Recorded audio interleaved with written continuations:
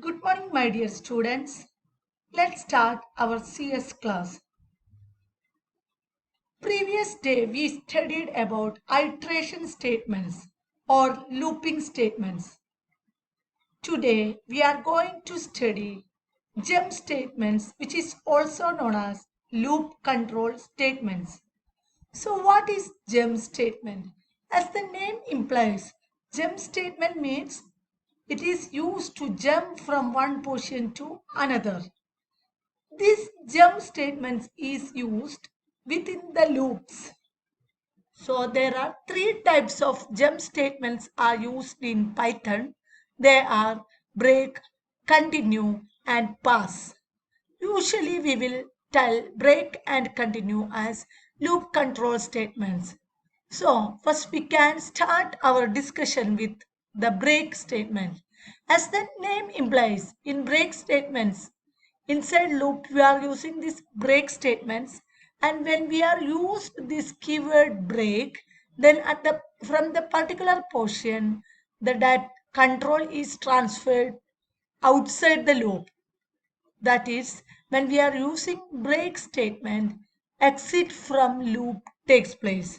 So a break statement terminates the very loop it lies within. That means if our break is within while loop, then it will terminate that while loop.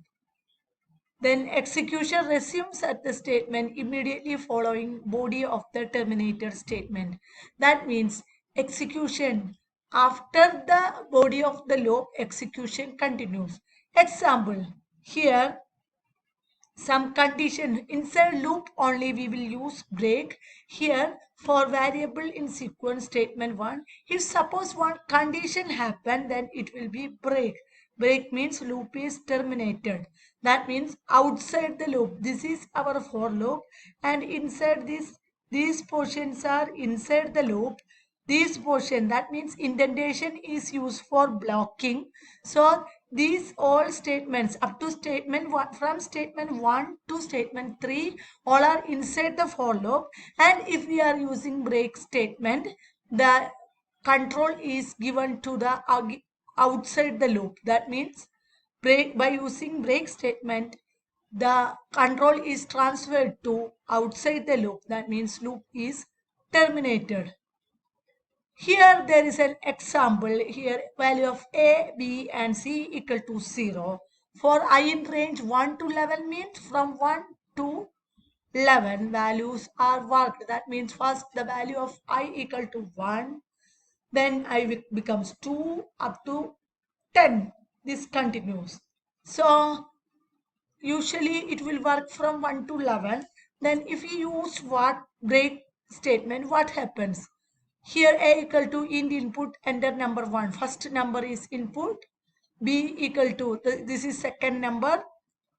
Then if b equal to 0, suppose if we are inputting a value as the second number, that means b equal to 0, then print division by 0 error, because this program is for division of two numbers. That means a divided by b. If b value of b becomes 0, what happens? A divided by 0, which is not possible in mathematics. In mathematics, we will say it as infinity. So here, if suppose we are inputting a value which is equal to 0 for the variable b, what happens? We cannot do a by b. Here an exception occurs. To avoid this, we will check here if b equal to 0, print division by 0 error, aborting break. That means here we will give a break, and from this loop, if b equal to 0, from this loop it is exited. That means program over is printed. Else c equal to a by b. If b not equal to 0, then c equal to a by b. That means if suppose we are working from a for loop in which 1 to 5 is printed. Inside a for loop, suppose we check if I equal to 3, break means the value 1 and 2 only printed. 3, 4, 5 will not print, because we give a condition in which if value of I equal to 3, then break is used. The keyword break is used, then it will exit from the loop. Then what will be our output? 1 and 2 is the output because we are using for I in range 5. That means initial value of I equal to 0 and last value equal to 4. So suppose I equal to 3 becomes break means 3 and 4 will not print. From that statement itself, control is transferred outside the loop. That is break. And next is continue. There is only a small difference between this break and continue. That means while we are using break, when we are using break inside a loop, then the loop will not work further. That means it will not work for next values of iteration. That means suppose we are printing from 1 to 10. Suppose at the time of I equal to 5 we use break, then 1 to 5 will printed. 1, 2, 3, 4, 5, and after 5 the loop will not work. That is break. But continue is the only for single iteration loop will terminate. Can you follow me? That means if suppose the value of I equal to 5 and we wrote as continue, then what happens? We want to print from 1 to 10 and inside the loop we are giving a condition that if I equal to 5 continue means only the value which have 5 as value on the variable which have 5 as variable will not printed. That means its output will be 1, 2, 3, 4, 5 is skipped and 6, 7, 8, 9 will be the output. Let's look this code. In this for variable in sequence statement 1, if condition continue means from here it will goes to starting position. That means next iteration will work, this iteration will stop. But instead in the case of break, what happens? It will goes outside here. That means no other iteration will not work. So in break statement all the iteration will stop. If suppose break is happened, then all the next iteration will also stop. But in continue statement, only the single iteration which has value that particular condition meets only stopped. Then it control will goes to starting position and then what happens next value will print. That is break and continue. Next is pass statement. Pass statement we already discussed. If we want to pass the control from one side to another, we will use pass statement. In your textbook, only break and continue is specified. So using break statement, the loop will stop. Continue statement forces next iteration. Stop for the current iteration forces next iteration. So inside that if any code is there, it is skipped in continue statement. So that's all about break and continue. That's the end of our portion. That means Python revision chapter 1. So revision chapter 1 means in this book it's in second chapter. So this chapter 1 is over. So let's discuss some example. Okay. Let us discuss one example in this text, that is write a program that asks the user input number of seconds and then expresses it in terms of many minutes and seconds it contains. It's a simple question. That means we are giving input as seconds. We have to find the output as minutes and second. That means if we are giving 65 seconds, then 1 hour 5 minutes.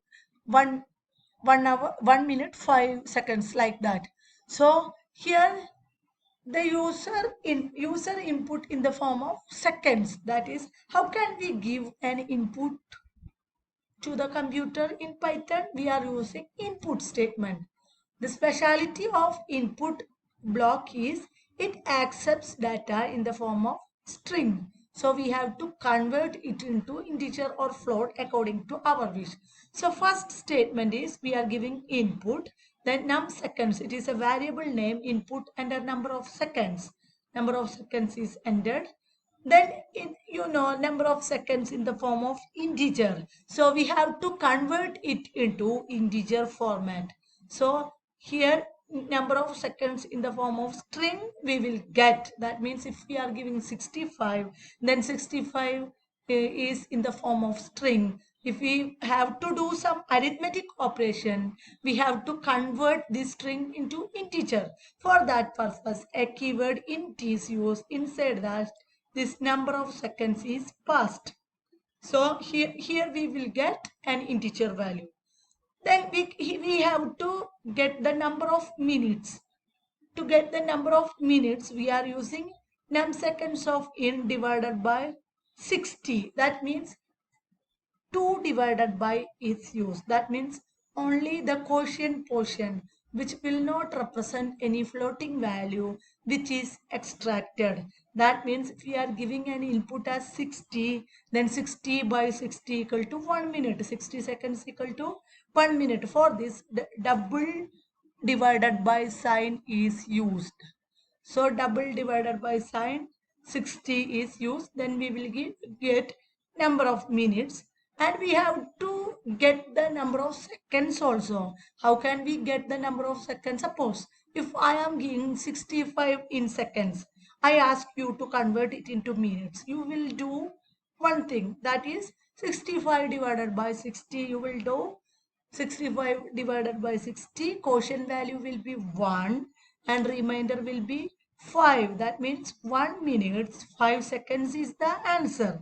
Like that, here what will we do? Number of minutes equal to number of seconds in bar 60 means we will get the number in the form of minutes. Then we have to get the seconds. That means if you are giving 75, the answer will be 1 minute 15 seconds. So we have to extract the seconds. For that, the given input divided by 60 is due for getting the minute form, and the given input percentage 60 will give seconds. That means the remainder is as seconds. So in this remaining seconds will get, and minutes and seconds are printed. So this is a program which take input as seconds and convert into minutes and seconds. Minutes and seconds means if we are giving 75 seconds, the answer will be 1 minute 15 seconds. For that, 75 divided by 60 will do. Quotient is the minute form. That means 1 is in the minute form, and remainder is 15, which is in the form of seconds. So 1 minute 15 seconds is the answer. So this is one example. Let's stop our class with this example. We can do many examples in the next session. So we can stop for now. So first chapter is over. Thank you and have a nice day.